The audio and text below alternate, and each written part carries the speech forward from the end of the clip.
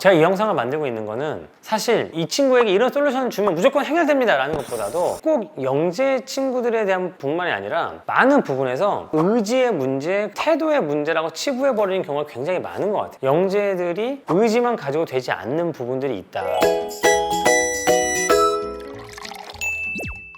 여러분 최근에 티처스에서 외국에 살다가 리턴에서 들어온 리턴이 친구 영상 혹시 보셨나요? 그 친구가 어떤 상황이냐면 영어랑 국어를 굉장히 잘하고 글쓰기를 하거나 이제 책을 막 만드는 등의 어떤 자기주도성이 굉장히 또 뛰어나고요. 여러 군데서 상을 많이 타와요. 그런데 유독 수학에 대해서는 이 친구가 퍼포먼스가 안 나오고 옆에서 보기에는 굉장히 답답한 방식으로 수학을 공부하는 거예요. 어쨌든 간에 많이 풀어가지고 연습을 해야 되는데 난 이게 납득이 안 간다라고 버티고 나는 이 방식으로는 공부하기 싫어라고 해가지고 결국 점수가 막 37점 막 60 몇 점이 나오는 그런 결과들이 비춰졌고요. 근데 제가 이 영상을 보면서 좀 놀란 게 있어요. 제가 그 놀란 부분에 대해서 좀 얘기를 해보고 싶은데 제가 이 친구를 만나거나 이 친구와 얘기를 해보거나 이 친구에 대한 더 많은 정보를 알지 않기 때문에 이 친구를 뭐 영재성이 있다 없다를 제가 판단하고 할 수는 없다고 생각해요. 하지만 영재성이 있다고 지금 가정을 하고 영상이 돌아가고 있는데 그 영상을 본 많은 분들이 어떤 반응을 보였냐면 의지가 없다, 뭐 핑계를 댄다, 나약하다, 고집이 세다, 뭐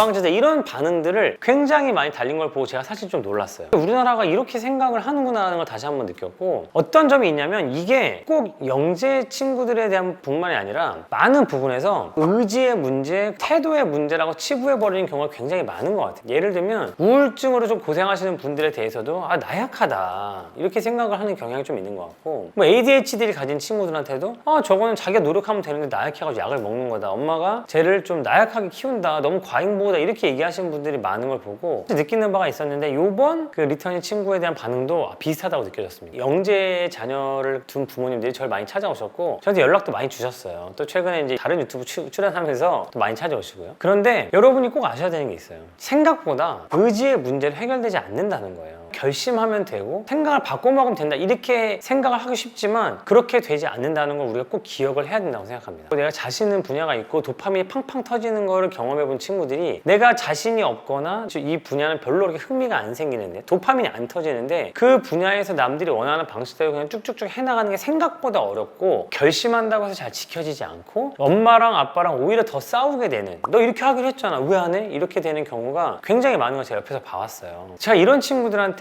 솔루션을 저는 어떻게 주냐면 두 가지가 있습니다. 첫 번째는 그 영상에서도 보면 정승재 선생님을 결국은 본인이 이렇게 호감을 가지게 되면서 솔루션들을 받아들이게 되는 그런 상황들을 제가 봤거든요. 영재성 있는 친구들 같은 경우에는 내가 존경하고 믿고 따를 수 있는 멘토의 존재가 굉장히 중요하다는 거를 꼭 기억하셨으면 좋겠어요. 엄마 아빠를 존경하고 사랑하지만 엄마 아빠가 해줄 수 없는 영역이 있는 것 같아요. 저 사람은 내가 정말 인정하는 나의 멘토다라고 생각하는 사람의 말을 생각보다 굉장히 잘 듣고 엄마 아빠가 여태까지 보지 못했던 모습으로 수용성 높게 받아들일 수 있다고 생각이 들거든요. 그래서 그런 친구들에게는 그 친구가 믿고 따를 수 있는 멘토를 찾아주는 과정을 경험할 수 있도록 해줬으면 좋겠다. 그리고 연계성 있는 친구들일수록 또래 형 이런 게 아니라 저 멀리 떨어져 있는 교수님이나 어른들을 멘토로 받아들이는 경향이 저는 큰 것 같아요. 참고하셔서 그런 멘토를 찾아주시고 그 아이들에게 조언해줄 수 있는 그런 멘토를 찾아주시는 역할을 좀 부모님이 해주셨으면 좋겠고요. 두 번째는 뭐냐면 영재성을 가진 친구들의 과제 집착력에 대한 연구를 보면 영재성이 뛰어난 친구들이 일반 친구들에 비해서 어떤 점이 도드라지냐면 독립심이 굉장히 중요한 과제 집착력의 요소라는 거를 많은 분들이 발표를 하고 있어요. 뭐냐면 내가 열심히 하고 있어. 근데 누가 딱 참견해가지고 이거를 통제하려고 하는 순간 과제 집착력이 오히려 떨어져 버린다는 거죠. 내가 그렇게 하려고 하다가도 오히려 안 해버리는 경우도 있다는 거를 저는 많이 본 것 같아요. 그래서 저는 영재들한테 영재성 있는 친구들이 찾아왔을 때 어떤 문제가 있거나 자신 없는 분야가 있을 때 어떻게 하냐면 너가 생각하기에도 이게 문제가 맞는지 확인하고요. 그럼 너가 생각하는 문제점은 뭐고 너가 생각하기에 그럼 그걸 어떻게 해결했으면 좋겠고 그걸 생각했을 때 부모님이나 옆에 있는 사람들이 도와줄 수 있는 부분이 무엇이냐고 물었을 때 생각보다 그 솔루션들이 다른 사람들이 말하는 솔루션과 비슷하다는 거를 저는 생각하고 있습니다. 그래서 그 친구들이 직접 그 얘기를 하게 만드는 게 굉장히 저는 중요하다고 생각해요. 너가 생각하는 솔루션이 뭐니? 라는 이런 과정을 꼭 거쳐주는 게 중요하다는 거죠. 세 번째로 그 친구가 난 싫다 납득이 안 간다 이렇게 하면 어떻게 되는 거냐 난 모르겠다 이렇게 얘기를 하는 경우가 많단 말이에요. 그런데 이런 엉뚱한 고집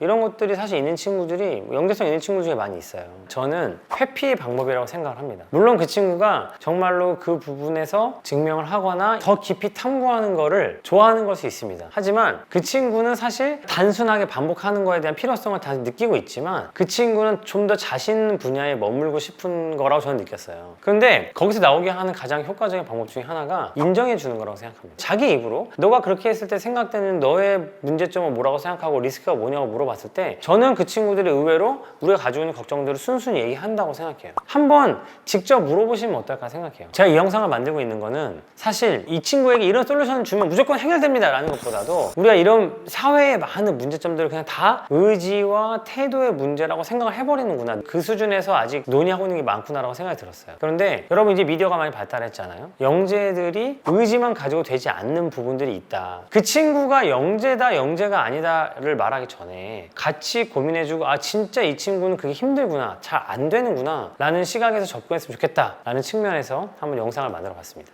이 영상을 보시고 저와 비슷한 생각을 가지셨거나 아니면 제 의견과 조금 다른 의견을 가지신 분들은 댓글에서 한번 꼭 말씀해 주셨으면 좋겠습니다.